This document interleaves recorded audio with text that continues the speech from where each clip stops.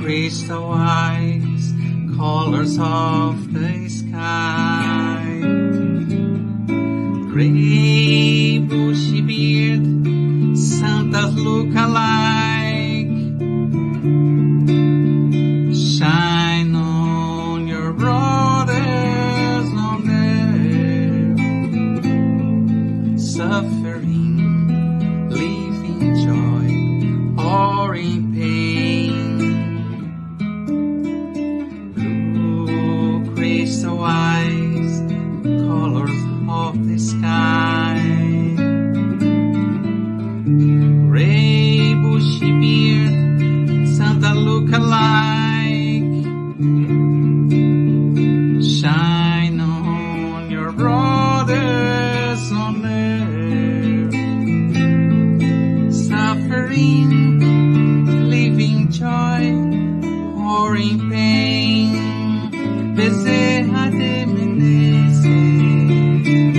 Apostle of the good, receive our prayers and also our heart. Becerra de Menezes, Apostle of the light, place our pain at the feet of Jesus Christ.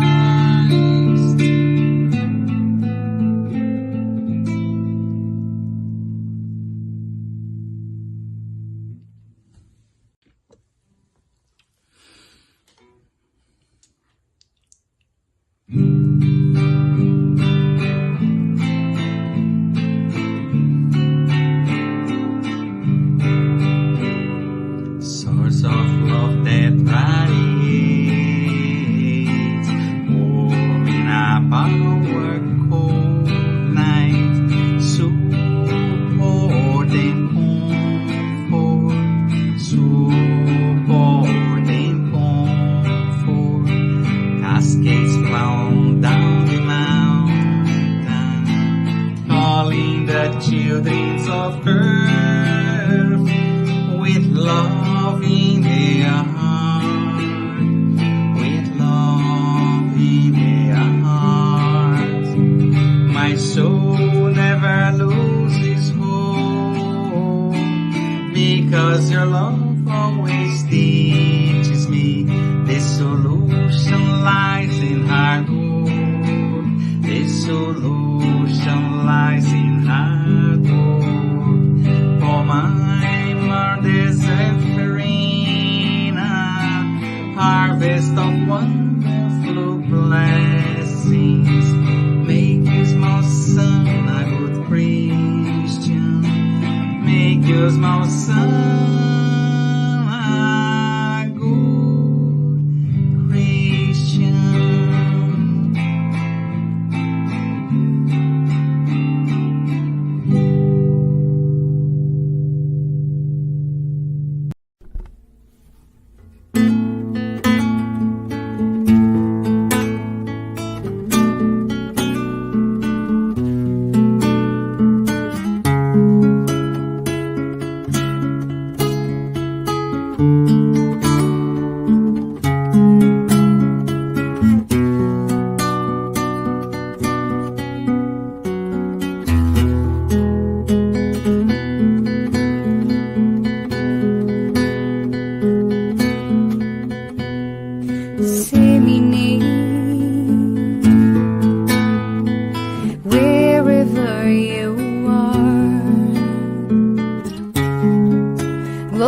Seeds of love,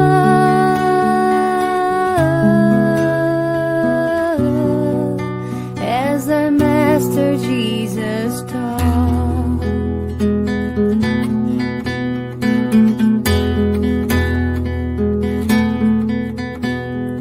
You will see that behind every sight there's a flame shining bright,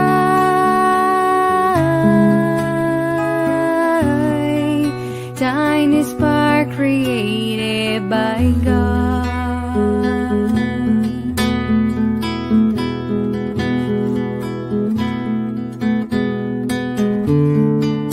I will follow your path, Father.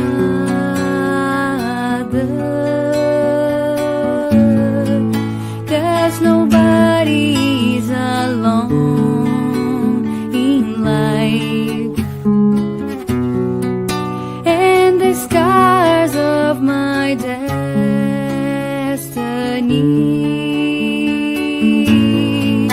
will be healed by your love.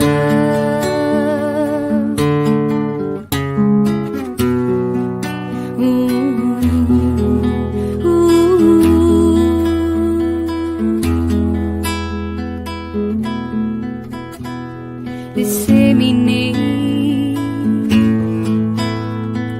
wherever you are, glowing seeds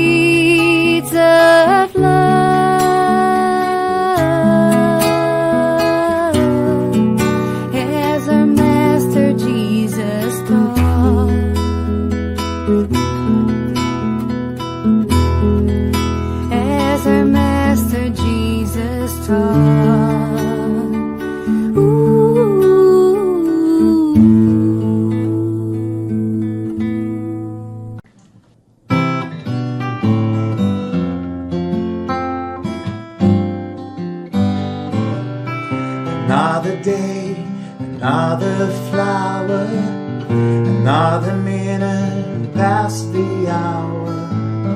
Someday the sky is blue, and suddenly we can't see through. And every day is a fresh new start. When the sun turns off the moonlight, we get another chance to choose the road we want to cruise. And on the other side of the mountain, there's always a whole new road, a new beginning calling after every end. There are a million reasons to pick you up after every fall. It's always a win in the new round.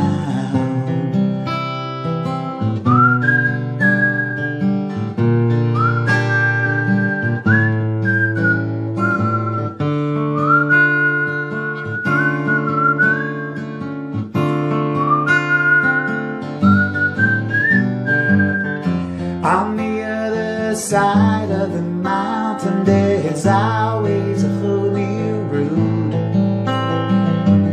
and a new beginning calling after every end. And there are a million reasons to pick you up after every fall. It's always a win.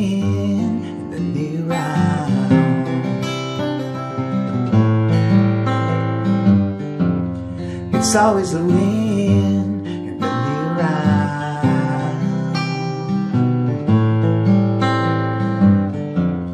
It's always a win in the new round.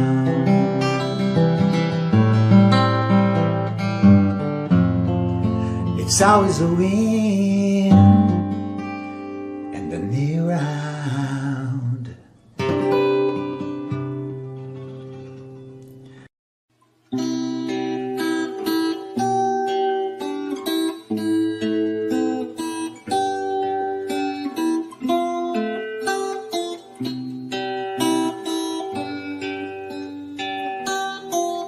When I go in to pray, I look for my good Jesus. And when I close my eyes, I can feel all His light.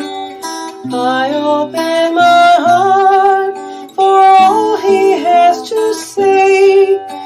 He shows me the best way I can enjoy my life. Jesus, Jesus, they never we apart. Please bring all your light to shine inside my heart. Jesus, Jesus, I can be content. I have your endless love and your protecting hand.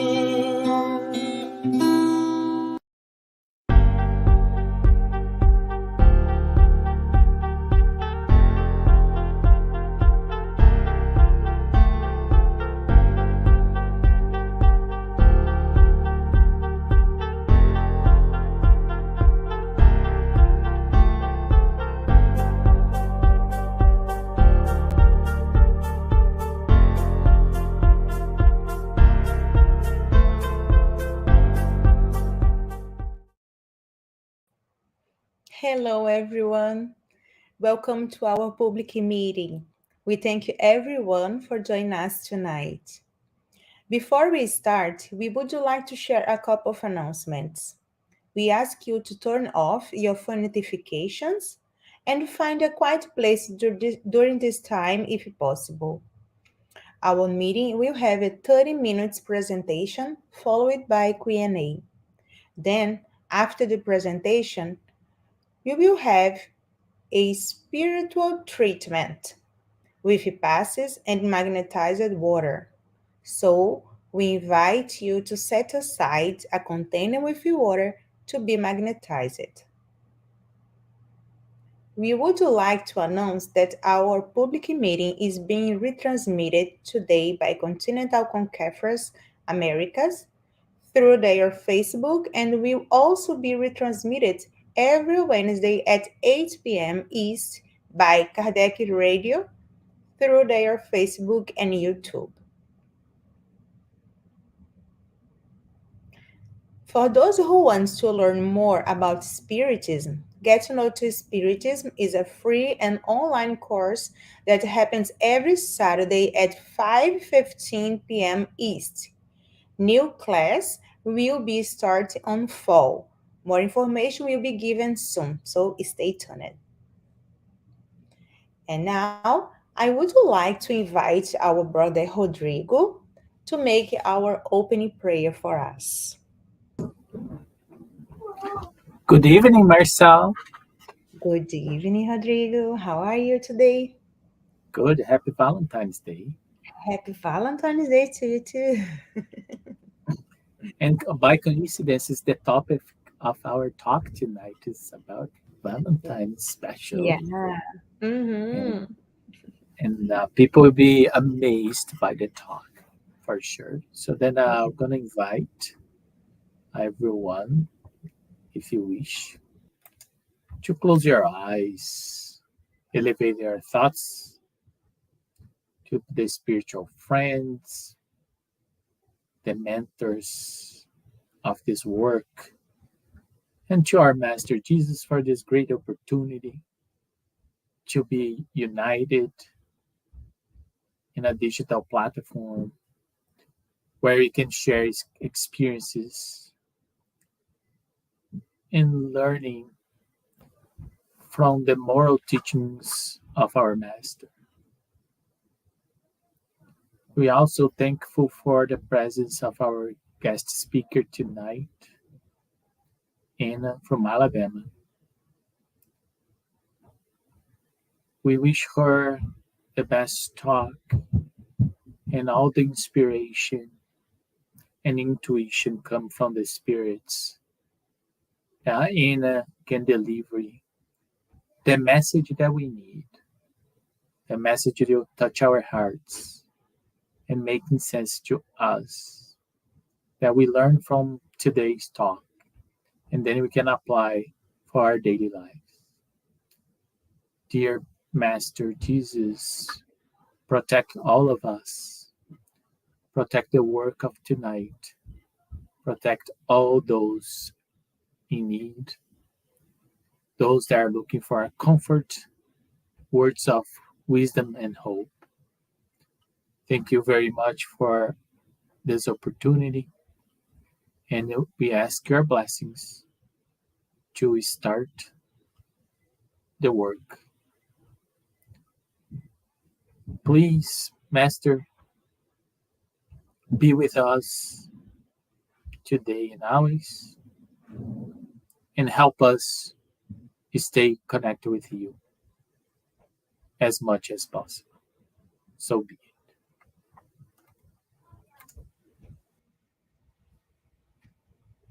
So, the topic of today's special meeting is Valentine's Day Family, Spiritual Development, and Society, which will be facilitated by our sister Ana Oliveira from Alabama, US. And everyone is welcome to write comments and questions in the chat, and we will address the questions at the end of the talk. Right now, we invite our tonight's speaker. Welcome, Anna. Hello, everyone. Hi, welcome back. Thank you. Thank you. It's always so nice to be here with you guys. It's always a pleasure. Yeah, it's a pleasure for us having you here with us. Okay, I so, see you soon. so let me try to share my slides. Let me see.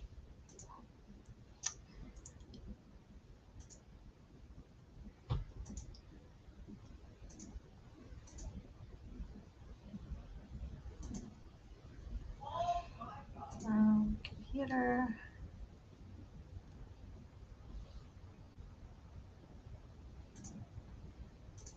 My slides are on my desktop, but okay, let me see. Let me share the screen. I guess it will work. Okay, here, share.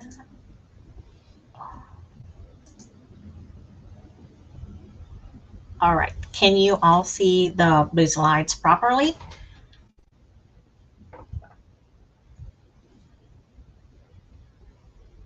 I'll take that as a yes. So we'll talk today in this special day, Valentine's Day, about family, spiritual development, and society.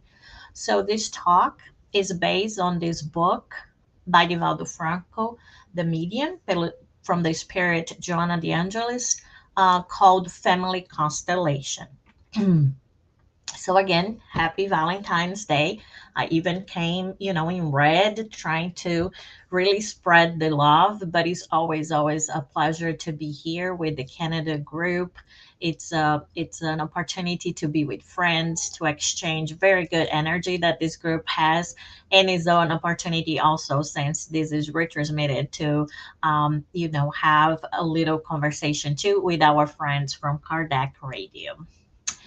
So, what I wanted to, in the beginning, just to explain a little bit. So, this is the book and it's called Family Constellation, but I don't want you guys to get confused a little bit with the psychological treatment technique called Family Constellation, too.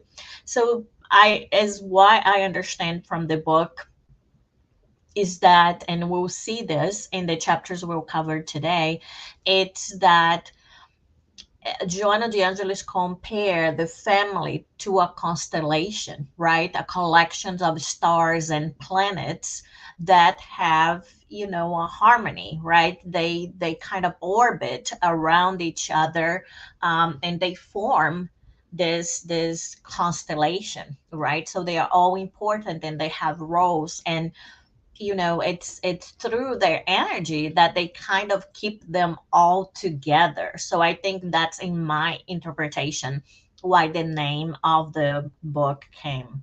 So we'll go through the beginning of the book, chapters 1 and 2, but I really invite everybody to read the rest of the book. It's a very easy read.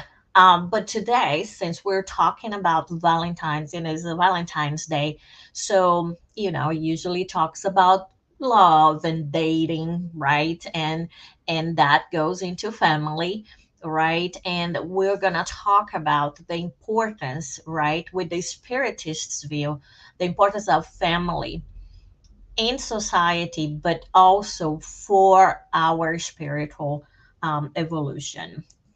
So, because this is a spiritist talk, right? We're spiritist, is important also to bring some of the fundamentals, right? That help us understand this connection, family, society, and also the different types of families. So, in the question 775 from the Spirit's book, Kardec asked the higher spirits what would be the effect on society if family ties were relaxed, and the spirits answered that it would lapse into selfishness. So that will be a very grave, right? A very serious consequence.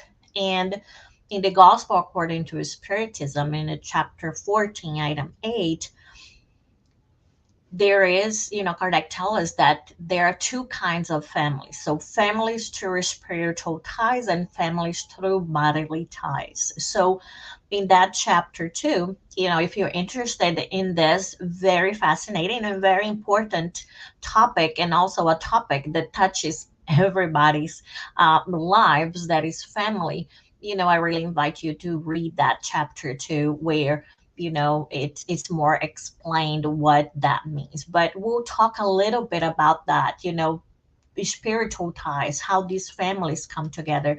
And that has to do with the complexity and also the importance of families. So, in the preface of the book, or in the introduction, So Joanna says that the family is the fundamental basis on which the immense edifice of society is built. So she says that in that small domestic group, then you start with this experience of universal brotherhood. And then you were rehearsing the steps that you need for noble commitments in favor of the construction of a balanced society. So it starts really bringing this idea of family, right, being the unit of a society. And it's there in those small groups that we have a chance to really develop ourselves, right? So she says that because of that, because of, in these small groups, it's such a great chance for us to develop, and to improve ourselves and to develop those noble commitments, that every time the family becomes weak or weakened, then society experiences conflict and is shaken in its structure. So, sometimes we really want to fix the problems of the world, but we always tell, we always are reminded to go back to each other. In the same way, if we want to fix the problems of society, we really need to invest in the family, right? We really, that is the little unit, right? It's the little cell that forms, that big, this bigger structure. So it's hard to try to tackle the problem just generally, but if we focus and if we value, we honor, and we work with our families, we will definitely be helping society there. And of course, some people would say, well, but Anna, family, it's like even marriage, right? Maybe that is not something that happens anymore. It's a broken institution, you know, and that's where it's creating more problems than fixing them. But then Joanna reminds us that the failure that happens, the apparent failures of these unions, of these families, right, that have marriages, that sometimes have kids, it's not of the family itself, but it's actually this destructuring of ethicals and morals, right? So it's almost like from outside we are allowing this to be the morals and ethics and coming into the family, right? So then it's like the society impacting the family, not the family impacting the society that much, right? So she reminds us is that once we are enslaved to dissolving passions, right? So then we have this constant quest, and we're constantly anxious trying, and being enslaved really about technology and materialism, in those things that actually, she says, distracts and numbs us. And these are very powerful words, right? Distract us from what is really important and numb us, like making us think that to go through life we just need to numb ourselves. What it's the opposite, right? To live and to live in abundance, we have to go through the emotions, the feelings, the experiences, right?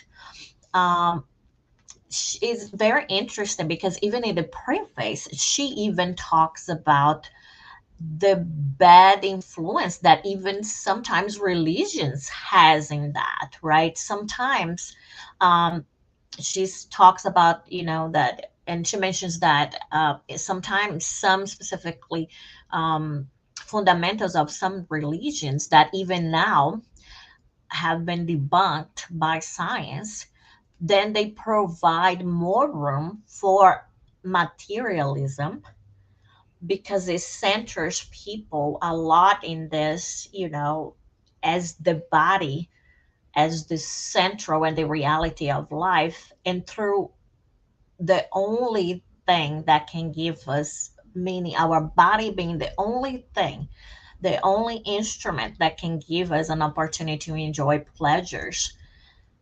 But we know that we are immortal spirits, right? So what happens once we die, when this time in this birth or this incarnation ends? I mean, the next step, what do we do then, right? If we just focused so much in the body, in the physical body, and not in our spirit, in our true essence, that is being a immortal spirit. And this is something that even Kardec also tell us, right? That sometimes some dogmas from religions, they create more atheists than believers, because if you cannot use your mind, if you cannot face those dogmas with your intelligence, right, with rationality, then there's no way that you can believe in those things, right? uh, so that is sometimes the problem. Is not really in the family itself, but is this way that we live now, where that we want, all these possible sensations to come and to happen and to give fruition, and we slave ourselves, so we work so hard to actually be able to achieve that. There is a box out there that's, the outside tell us that we need to fit in. So we have to have this specific job, we have to get this much money, we have to have this kind of clothes, we have to have this kind of house and this car, and our kids have to go to ballet and to go to soccer and to go to this school and do all of those things, um, because we have to reach that, right? And then we cannot lose this opportunity to live comfortably, when the ideal would be for us to try to live it right, right, to live correctly, to live. And this will be a topic that we'll be talking about a lot. It's is to see our family not just as this family right now, but the this is structured, this group of people that are helping us, move on from this life to the next one, to actually achieve a higher degree of of evolution, right? So Joanna says that the human being is structurally built to live in a family, and that is there in the family where all those psychic content, so like all of those things that are innate to our spirit, they are dormant, and they need this stimuli, and that stimuli comes from the environment of the home, so that we can express them, we can make them better, we can sublimate themselves ourselves.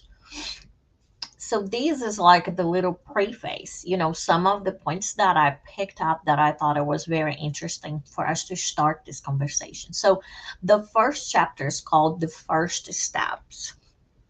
So Joanna reminds us that the family is undoubtedly the safe fortress for the creature to protect itself from the outside world's aggressions, right?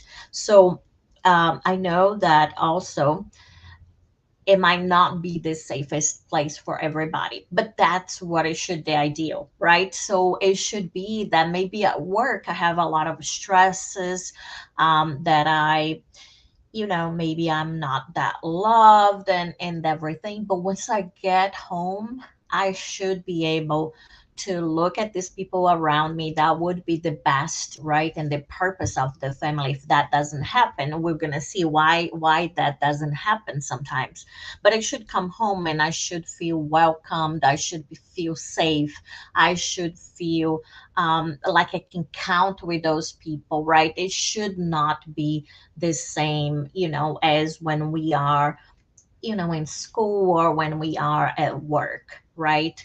Um, so these experiences there too, um, inside the home, the psychological maturity, the knowledge and the experience, all of these that we learn in the environment of the home, right, from the guidance of the parents, the help of the siblings, and in all this structure, all these experiences, they actually help us to give us the skills that we can use outside too, right? That are crucial, like Joanna says here, for a joyful journey in society.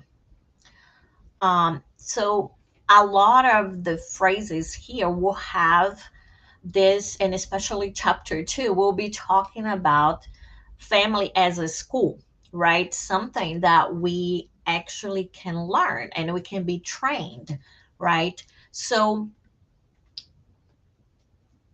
she always reminds us, and she confronts this idea, and I really invite everybody to think about that. When people really say that, families are not doing their role, that marriage doesn't, need to be, it's broken and all of that, what are they really saying?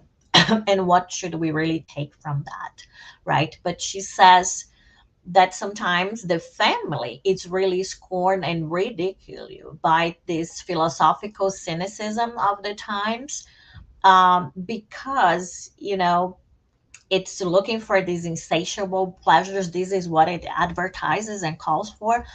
But she reminds us that the family remains an unsurpassed organization for the establishment of a harmonious society.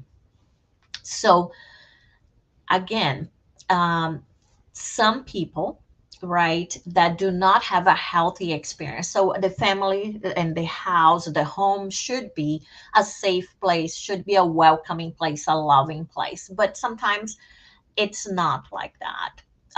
So then it's easier for some people to actually, that don't have a healthy family experience, to blame the family institution itself, right, for the conflicts. And some of them are very serious. We really have to make sure that it we sympathize with these brothers and sisters, because this is not easy, specifically because of that, because it is, right, supposed to be a place of safety, of welcoming and loving, and sometimes so that you can learn. But sometimes it's not like that. But it's not the family the problem, but then is are the people in there, because it's still, uh, in a home is where the affection is developed, where you have respect for others' rights, awakening also our own rights, right?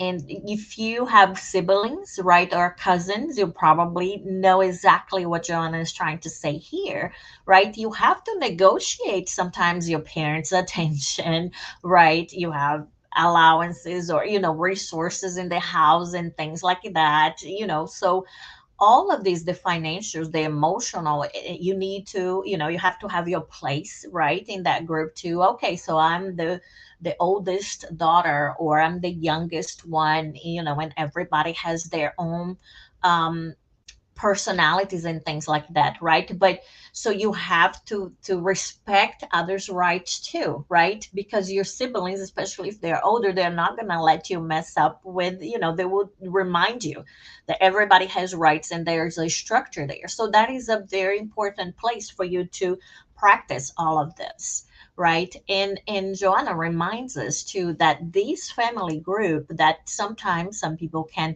think it's a random collections of souls. No, right? It's not a casual encounter of random souls. There is rather extensive planning that is done in the spiritual spheres before even we have the organic rebirth, right? And usually, right, in these families, we have mutual commitments that sometimes they are positives or negatives, right? To mean like, okay, I already love you. I'll come in your very inner circle of your family to help you, or I actually hate you. I'm your enemy. And we'll come together in the same inner circle of a family, so that we can learn by that proximity, by sharing all those experiences, by sharing, the same parents, and that same upbringing, that we are gonna, work on that adjustment, right, of the relationships. And that way, progress will occur because we are, um, getting better with each other, right? I'm getting a little bit better and you too, so that way everybody, right, the collectively, we are all being better, right? So if you if you are thinking I'm talking about the importance of family, how families are nice and everything, and you're thinking, well, it's hard, that is one explanation why it can be really hard, because it's not a casual encounter of random souls, right? You have commitments there, sometimes positive, sometimes negative, but it's all these structure, these groups are formed not with punishment in mind, not with ill feelings or ill thoughts or intentions, but so that we have the necessary adjustment and so that progress can occur. And so that's why it's important, as we're getting in today talking about Valentine's Day, to think about forming families. Sometimes people already go into a relationship thinking, well, I'm not going to give my best, I'm not going to really work through this relationship, anything, I can just divorce later. So you already starting, a commitment with somebody else, and you already prepared for separation. So from the get-go, you're already thinking it's not going to work. So guess what? That's not the best way to go into a relationship, right? So she mentions that this kind of behavior that we have, right, when it's a little bit more of a selfish in, and practicing indifference, to one another, instead of getting closer and really trying to work that, we're just gonna detach ourselves from these bad situations. And she says that sometimes it's us getting into this consumer driven philosophy, right, where everything is disposable, including human affection, and we know that it's not, right?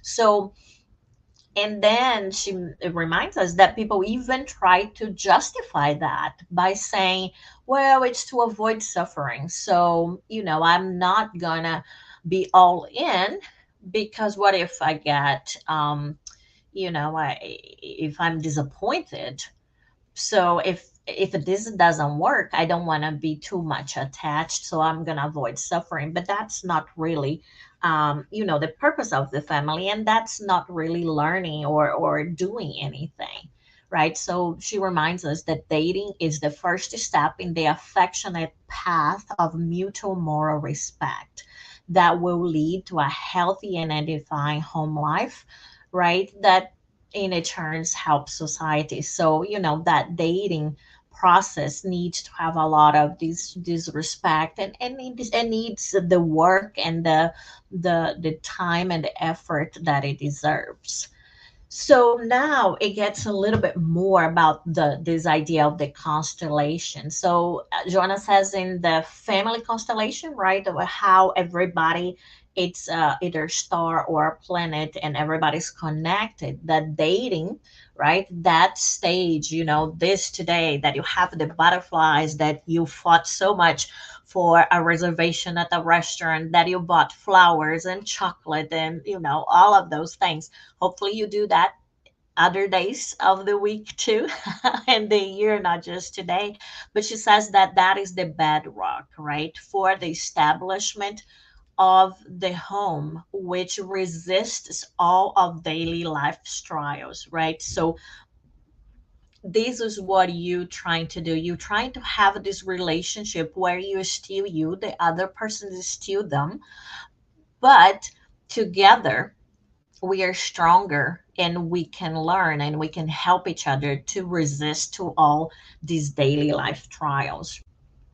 So for chapter 2, and that is my last chapter, I will remind you towards the end that for you to read the rest of the book. After talking about family as a school, it goes into the roles, for example, the next chapter, of the parents, of the siblings, of the children, of the aunts and uncles, of even the neighbors. And then she goes into more about the education in the home. So she reminds us again that the family is the foundation upon society is built, being the spirit's primary school. And again, what are we learning? Are we learning math? Are we learning geography in the family? Are we learning foreign language? No, we are learning for all to actually express and awake all those latent faculties that we have, and we're trying to develop them. So she says that family is a school of blessing, right? Teaching us the essential duties towards a joyful life. Without it, ideals lose strength. If you think about that, that's where, at the home is where you really think about those things, right? So my mom was very strict with times. For her, it's such an unpolite thing for you to be late. So we could never be late. We had many, many opportunities to practice that. So that is, that essential duty, like the ideals. If it was not in that foundation, probably I would not learn the importance of being on time and everything so much. That is entrenched in me. And sometimes I want to be late, but I'm already stressed because, I had that training, right? This thing that my dad was okay for education, instilling us on doing this. So it helps me with my professional life and the things that I want to study. So you can see that those ideals, they would lose strength if it was not for that structure. The aspirations become numb, right? So maybe if I didn't have such supporting parents, maybe I would not, tried, and went to college and everything. Sometimes I would think, oh, I'm not doing that great, but then your aunt calls you and says, oh, you're so intelligent and you can do so many things. So these people really help us, right? And also our moral resistance, right? You learn at home that you shouldn't steal or that you shouldn't treat other people in the wrong way. You need to treat people with kindness. So if you're faced with a situation in school, for example, or at work, you will remember, right, those lessons. So it's really, it's sometimes we don't think about that, but I'm so glad that I had to read and prepare for this because that is such a beautiful sentence saying that family is a school of blessings, teaching the essential duties towards a joyful life. Without it, ideals lose strength, aspirations become numb, and moral resistance is weakened. But she talks to us that is a permanent training camp. So remember, you're not going to learn everything at once. You're not going to learn everything through one experience. She says is a permanent camp that trains us, right?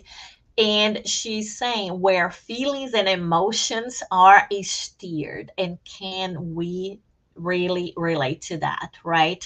The people in your home, they are the ones who know you the most, right? They really know who you are. They know the buttons to push. They know what are your pet peeves are, how to get you to react this way or that way, right? So she says that these steering our feelings and emotions, they are ultimately renewing and guiding us towards the positive creation of future projects. So she says as a result, we do not live in the ideal family we wish for, growing up with noble and wise spirits surrounding us. So be kind to your parents, right? They are trying to do the best. As a parent, I want to advocate for them too. But also, right, be kind to your kids. They are trying to learn that too. Be kind to your grandparents, to your aunts and uncles, right? They are not all, you also are not. None of us in our families are, no family is perfect, but because we are not noble spirits all together there. But she says that instead we come to a group in which our own evolutionary needs are addressed, right? So it's not what we want, what we wish for, that's we don't live in an ideal family, but we live in a family that has the best conditions to suit our evolutionary needs so that we grow. So that's something to think about, and to be more kind to you and towards your family. And she says that when family gets broken, right, due to aggression, disrespect, um, you know uh, society also suffers a blow. So that's the thing. Sometimes the family will get broken, but not because family doesn't work, it's just because of individuals, right? And she reminds us that even if it does not meet our expectations, since we encounter unfriendly members and previous lives enemies in the form of our current relatives, right? So this sentence right there, sometimes if we really meditate about that, it can explain a lot of the conflicts that we have in our families, right? And maybe it's the first time we encounter each other.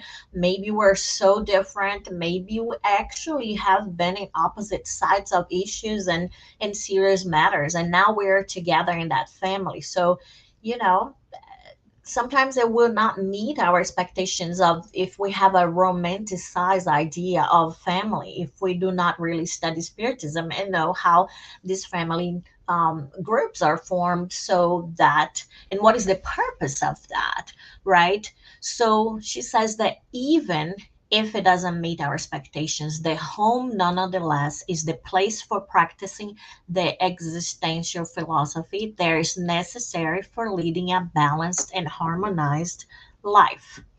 So she says it's an exercise of patience. So again, exercise and patience, right?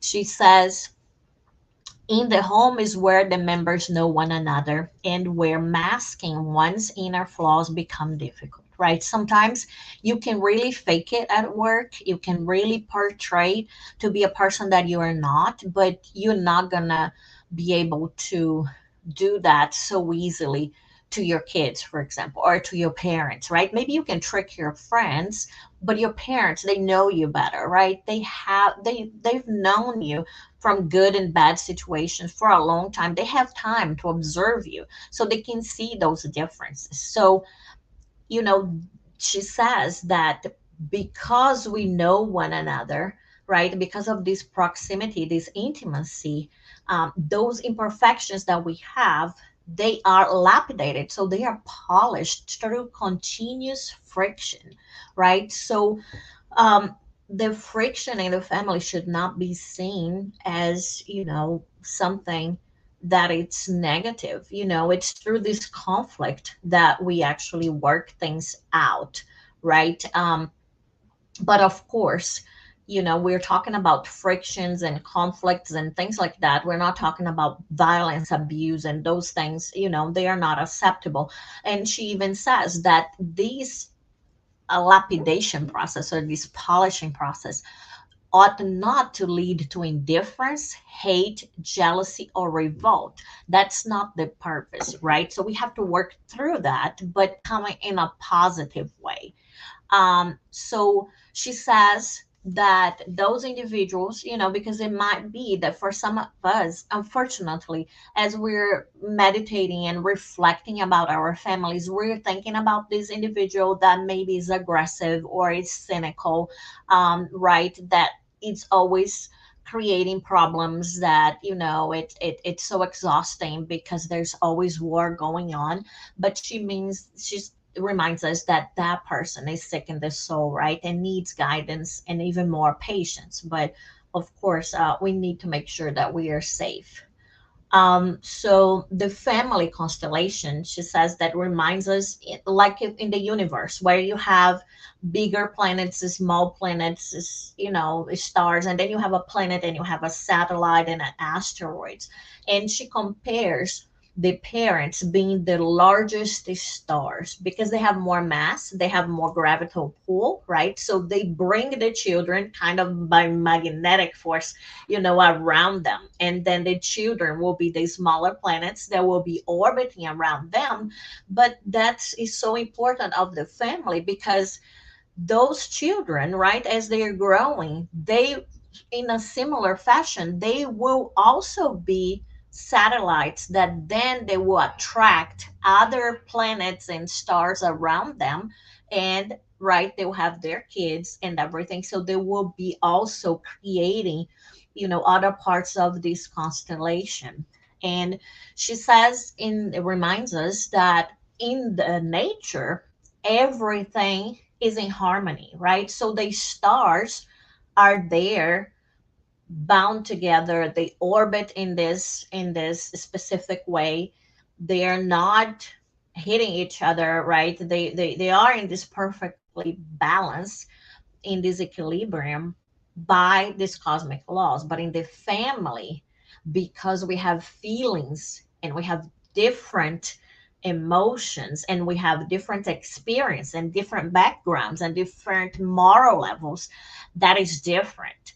So the harmony in that constellation of the family oscillates. So it goes up and down according to the ethical moral development of each being. It's that constant pull and push and pull from how one is and how one wishes to be, right? So that is the struggle there. That is the quest, is to be more like I want to be, right, than less than who I really am.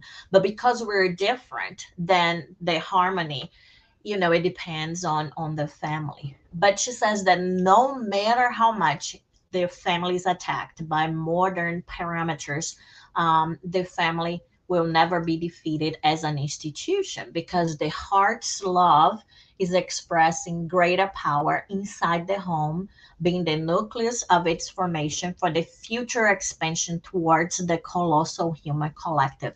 So that's what we're striving for. We're going for, learning in small groups how to support bigger groups. So, sometimes we want, world peace. We do, but how can we think that different countries that have different cultures and different interests and everything, they will be able to talk to each other, if sometimes even in the same family we cannot still make that, harmonization, and all of those things. So we are in these small groups, but like Spiritism says, I should not be attached, because today I'm my son's mother, but next time I can be his sister, the next time I cannot even be very close to him in the next birth or reincarnation. But the purpose that of me having different children, right, I love these two that I have in this birth so much, but I don't remember the ones that I had before. I will have other ones,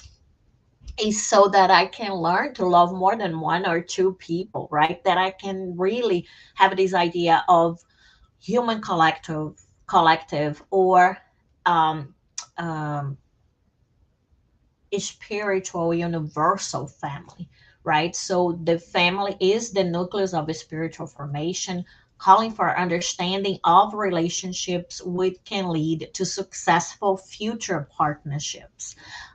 She reminds us in the animal kingdom, and I promise you guys I'm almost done, that these bonds between parents and the baby animals, usually if the animal can feed itself, himself or herself, right, themselves, if they can feed themselves, they are on their own. But the ties between parents and children are never broken, even when the relationships are strained. They are simply postponed to another incarnation, a new opportunity where experiences are repeated until the achievement of affectionate harmony and bonding are reached. So remember, family as a school. In a school, if you do not advance, if you don't pass the test, you repeat that same grade and you repeat it again and you repeat it again until you actually can pass that test and you can show that you learn the content for that grade. Then that's when you promoted to the next grade. So even when these relationships are seem to be broken, but they are never, because they are strained, but they are never broken, because there will be an opportunity for these relationships to be rebuilt. I think this is probably my last slide. So Joanna says that towards the end of that chapter number 2, that divine laws state that only through love can the spirit find true fulfillment. This sentiment of love is developed in the family. So you have all these different experiences that you have to exercise abnegation, affection, kindness, and tenderness. She says that with this training in the home, the spirit is capable of loving with greater magnitude and depth, reaching out to society, that is the spirit's universal family. So, like I said, I want to encourage you to read more. There is more, it's just a little bit so that we could think about what is the importance of family in a day where we celebrate love, right? We celebrate the dating, the relationships between men and women, but also in the US is good because it's also celebrated like friendship, right? So all of these love and these relationships. So we are here reflecting in the importance of the family in our spiritual development and in the betterment of the society too, right?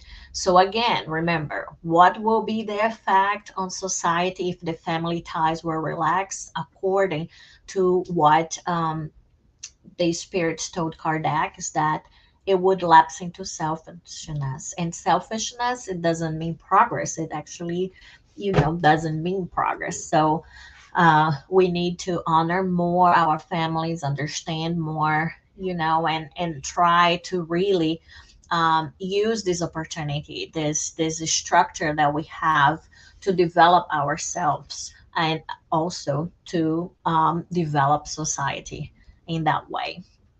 So with that, I thank you everyone for this opportunity. It's always great to be with you, and I would be happy to answer any questions. Thank you, Anna, for your presentation, your great presentation and reflection on this lesson. Yeah, and we do have a couple of questions. The first one is from Rodrigo. So his question is, what's the biggest challenge today and how Spiritism can help us to navigate these challenges? Yeah, I think it really is what she was talking about. This idea. Because sometimes on Facebook and Instagram, the families might look very perfect, right? And then you look at your own family and you're thinking, wow, it's, we're okay. But, sometimes we fight. We are not that perfect picture like we see others. But, it's remembering that there is always these idea outside, but looking and learning. And I think this idea that we are immortal spirits, right? That we are not, that we live for a longer time, that is not just this time that we're here, but what we do here impacts our next step, knowing that how the families are formed, right? Sometimes if it's hard is because it can be hard. It's a school, so it's school, and usually we don't like to go to school, and it's not easy right, to learn. So I think learning some of the fundamentals of spiritism, like the immortality of the soul, the reincarnation, I think this, and how families are formed, I think this help us to have a more hopeful and a more um, rational and more natural, and more calm, instead of this very naive idea of family. And think that there is a reason for everything, right? Right. Mhm. Mhm. I'm having it's mine. So we know that family is the laboratory of the soul, but we also know that there are many conflicts among family members. Right. So what can we do to overcome these conflicts and maintain peace in our home? I think you have told something, Karen, but Mhm. if you can. Yeah, I think it's really important. I think to talk and to not be indifferent. In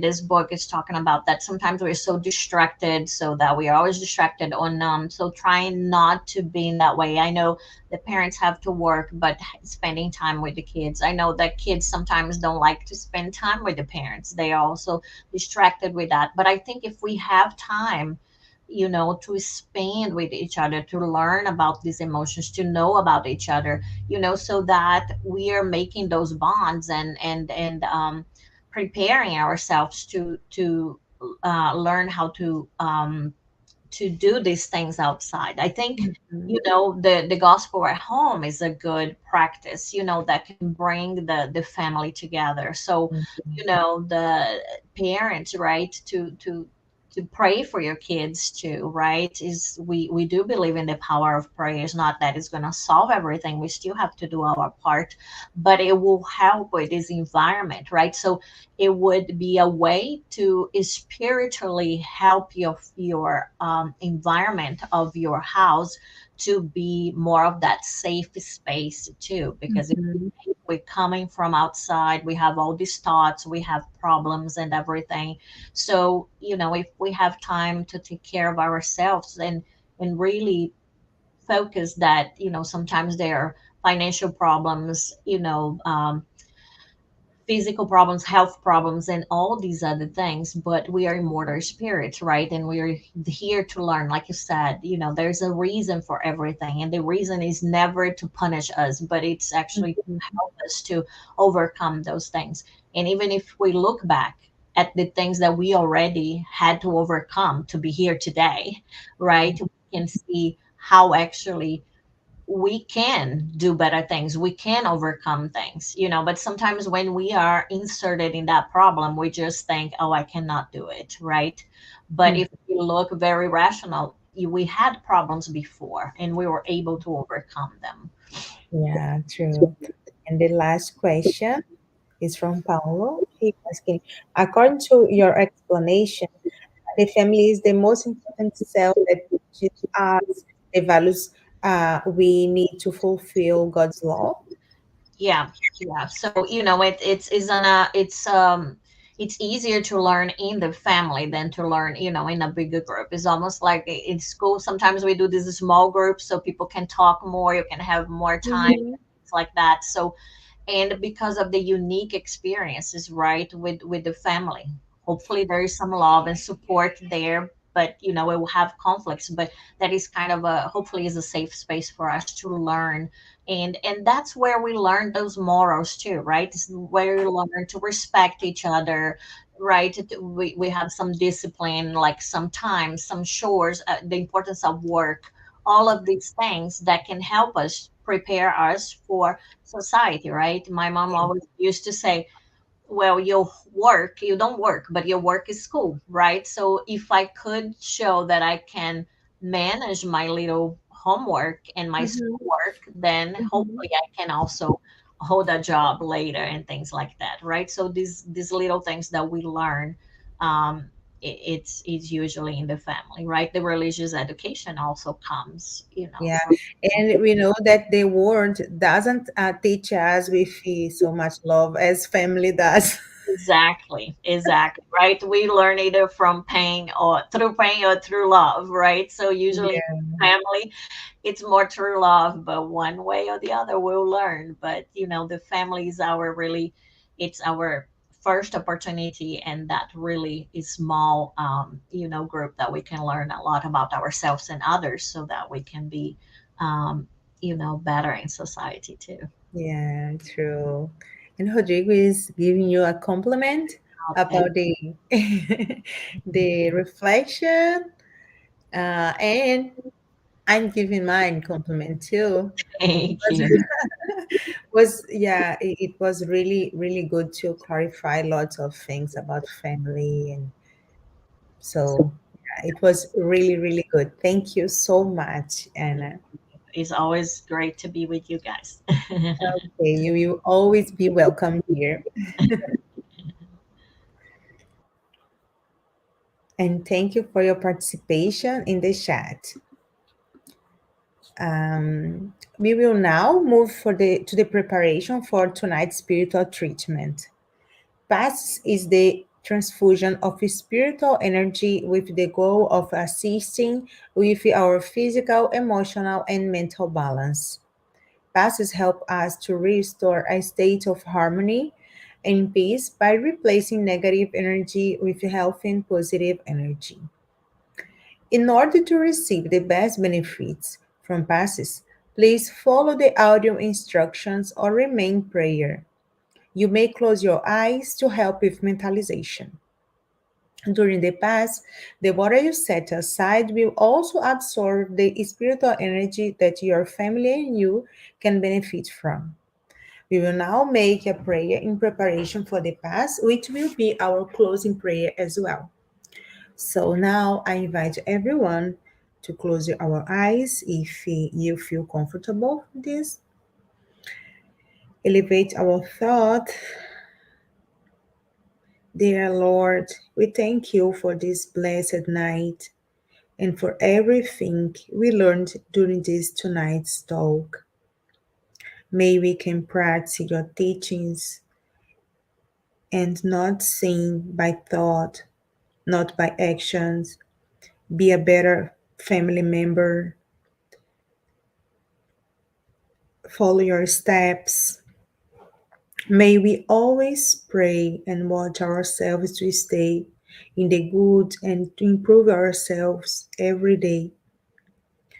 We ask you and the good spirits to bless us all during this treatment and that we can finish it better than when we started. Please, Jesus, bless our week and our steps. Once again, thank you for everything you have done for us and stay with us today and always. In Jesus' name, amen. Let us now prepare ourselves for the moment of the passes and the magnetization of water.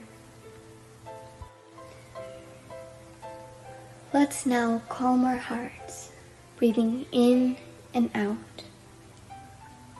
Pay attention to your body. Focus on your breath and let yourself be carried by this energy. Let your thoughts pass by without judging them. Let them flow. Allow this light to be the beacon that guides you, and allow these words to penetrate your energy. Make each word an anchor of gratitude, faith, and trust. With the purpose of healing, which takes away my faith, healing every feeling of separation, of pain, let it all dissolve in this moment, leaving only love, gratitude, and trust.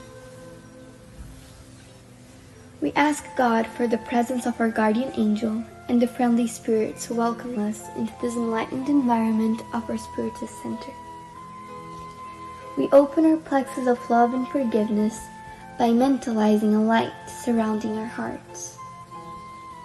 Find a quiet and comfortable place to begin the mentalization process. Remove all worries from your thoughts. We ask that during the pass you breathe slowly and deeply. Let your body relax and surrender yourself to a deep meditation. Calmly imagine divine energies in soft and colorful light surrounding you in an environment of peace and spiritual warmth. Entrusting God with your most intimate desires, raise your thoughts to Jesus and the emissaries of the spiritual environment. The pass begins with the cleansing of your soul. Imagine a waterfall of crystal clear water pouring over us, removing all the feelings that keep you away from faith and trust. Feel the energy of this water bathing you and deeply breathe in, feeling peace and harmony. Allow this water to wash away all the impurities and spiritual larvae, washing away all the sorrows and resentments, any feelings of hatred and revenge that hold us back and cause us harm, not only from this life, but past ones as well. Now visualize spiritual doctors around you, applying magnetic cleansing passes, sanitizing your spiritual body of all sadness and negative energy. Mentalize these negative thoughts and feelings being washed away, evaporating from your soul, like water evaporating into thin air, and being carried far away from your mind. Surround yourself with the faith that bathes your being, bringing clarity and lucidity, rebalancing every cell in your body. May the water envelop all pain and bring the clarity of opportunity that chooses peace. The answer arises in our hearts, freeing us from all evil and freeing all whom we have caused evil into and who have caused us evil, washing away all the connections that bind us. Even though we may not understand, we are freeing ourselves from all that causes us harm. Feel this cleansing penetrate your soul and release.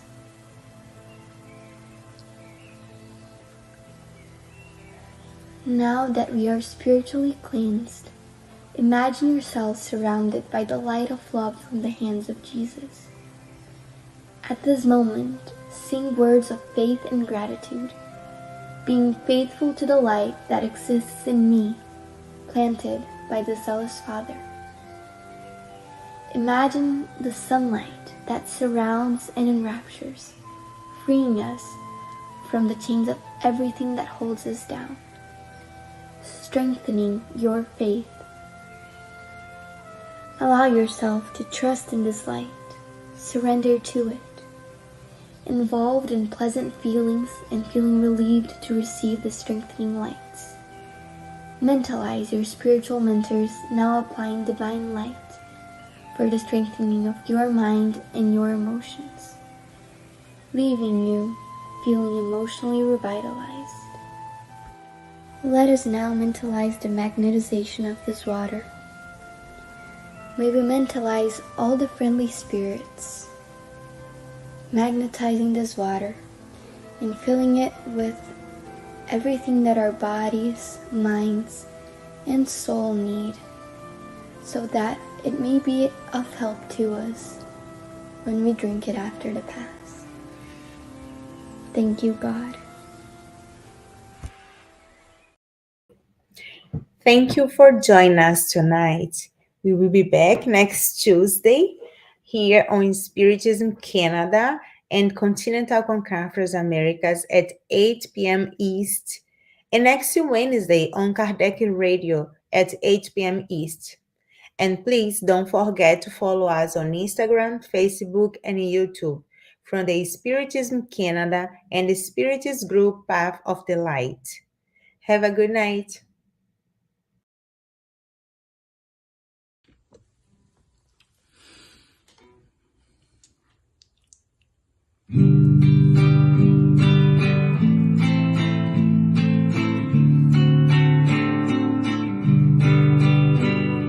Source of love that radiates, warming up our cold night, support and comfort, support and comfort, cascades flown down the mountain, calling the children of earth with love in their heart, with love in their heart. My soul never loses hope, because your love always teaches me the solution lies in hard work. The solution lies in hard work. For my Lord is harvest of wonderful blessings. Make his small son a good praise. your small sun.